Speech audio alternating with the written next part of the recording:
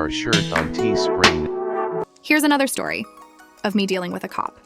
It's frustrating how, no matter what you're doing in public, the police always assume you're up to something wrong. Their sole purpose seems to be finding ways to put you in jail and strip away your constitutional rights. To them, everything is suspicious. Let me take you back to 2010 when I was driving from San Jose to Stockton to visit my mom. Along the way, I usually make a pit, stop at a halfway point, and one of my favorite spots was the In-N-Out hamburger restaurant in Pleasanton. On this particular day, I went through the drive-thru, ordered my meal, and parked my car in front of the restaurant. I wanted to make a phone call without disturbing others inside, so it made sense to stay in my car. I called up a friend to see what she was doing and let her know about my plans to visit my mom in Stockton. While I was there, I couldn't help but notice a swarm of Pleasanton police, officers pulling over people left and right.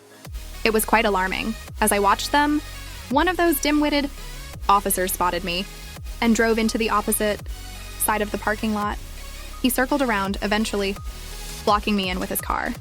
He then got out, striding towards me with an explanation. Apparently, he was on the lookout for people violating the curfew and engaging in suspicious activities. When he asked me what I was doing, I calmly informed him that I was on my way to Stockton from San Jose, just stopping by this In-N-Out to grab a bite. I handed him my license, and that's when things took a turn for the worse.